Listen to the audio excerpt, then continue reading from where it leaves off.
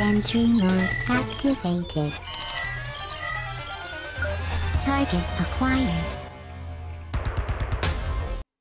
Hey there, hunters. So today I want to continue my Let's Talk About series, or talk about other games I'm playing. I was actually supposed to do this one after I finished a playthrough of the Awakened Hell mod for Salt and Sanctuary when I was doing it on stream, but I did get sidetracked, so I'm going to do it now since the sequel, Salt and Sacrifice, is coming out in a month. This isn't really a review, it's just kind of a refresher for the game because it's pretty old. So if you don't know about Salt and Sanctuary, let me give you a quick rundown. So the game was actually made by Ska Studios back in 2016. Ska Studios are, or at least were, a two-person dev team that have made a handful of games now, though I think Salt and Sanctuary is by far their most popular. Salt and Sanctuary itself is a 2D platformer Souls-like game with a pretty unique art style. The style itself is very much Ska's signature.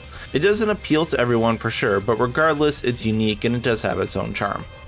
The enemy designs, the boss fights are really cool, and typically everything has something unique about their appearance or their attacks or their animations. And the atmosphere is extremely dark and dingy, requiring torches at times even. And they really nailed the whole lighting and aesthetic for this game. I'm really quite the stickler for good lighting in games because most people don't even bother with it. But this game nails it, and so that with the art style really pairs up to make a really nice looking game, at least again in my eye. If you can't tell though, I do love this game. And well, typically all Souls-like games. It's just a genre I really appreciate and have fun with. So I do say that Salt and Sanctuary is a Souls-like rather than a Metroidvania, because honestly, outside the whole 2D aspect, it's got nothing in common with Metroidvania games. This is a Souls game through and through.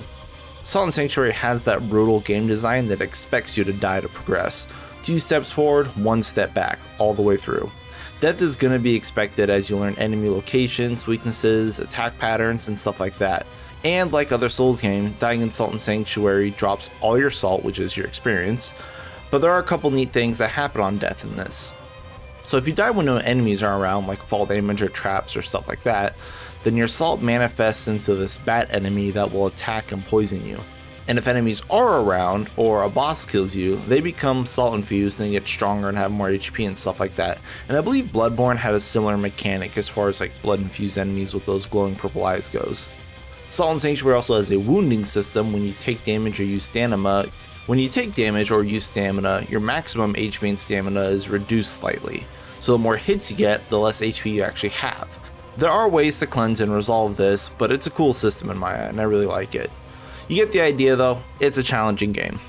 So I'm going to break off really quick and talk about some of the gameplay features Salt and Sanctuary has, because there's some good stuff here. First is the stat tree is pretty unique. When you level up, you get a point to put into this tree, which has all the stats and efficiencies and flask stuff on it. It looks similar to Path of Exile's passive tree, but it's really simple since you can mostly follow just like a straight line.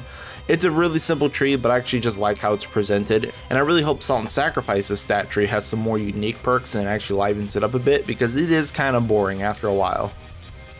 Now looking at the tree, you'd notice that there's a lot of different types of equipment, and this is one of the best parts about the game. There's a huge variety of weapons and armors to play with, each with their own movesets, ranges, jump attacks, combo attacks, etc. While you can't actually dual wield in this game, there are some dual wield options, like having a crossbow or a gun in your offhand with a sword or whip or dagger in your main hand, stuff like that.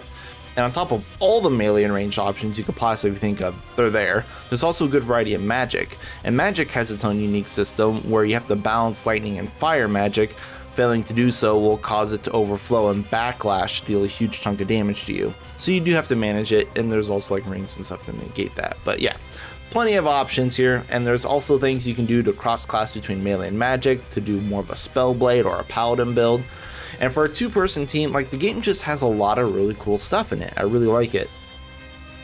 Another very Souls-like feature is Covenants. Well, they're called creeds in this, and each creed provides like a unique flask-like consumable when you rest at their bonfire, essentially.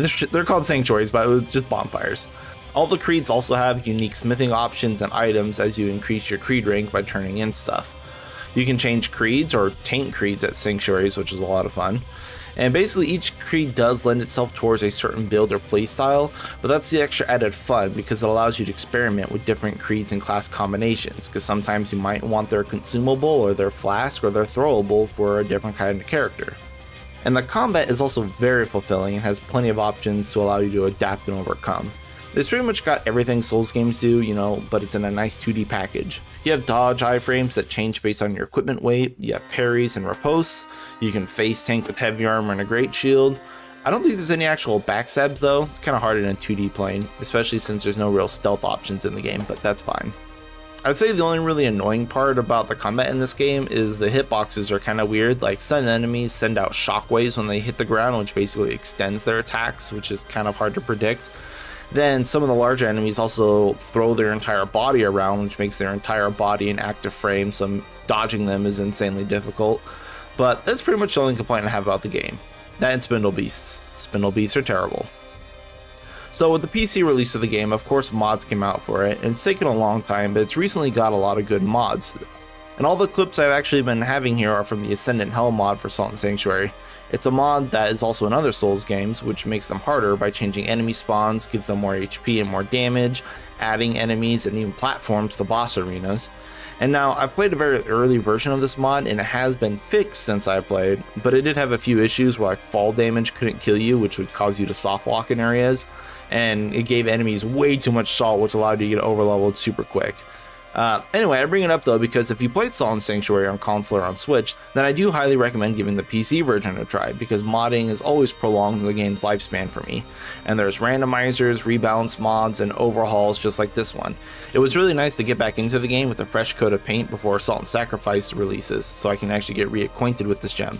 And if you can't tell, I really do love this game, and I love modding communities. And I know I don't do the best job at showcasing game features or talking about real selling points of the game, mostly because I expect people to understand how a game works and kind of basic mechanics of games. So I hope people can get what I'm saying and just look at it and be like, oh yeah, that's interesting. So it kind of sucks that I want to share these games I enjoy with those who may not have tried it, but then I also fail at catching their attention. But anyway, I just wanted to bring it up that I played through this great game again recently, and it still holds up tremendously. And I really do hope the sequel does well and gets the attention that it deserves, because honestly, this game didn't get enough press or the audience it should have. So I really hope other people give it a try, and I highly recommend it. It's a great game. But that's all for me. Thank you all for watching. Good luck out there, hunters, and let's hope that Salt and Sacrifice is good.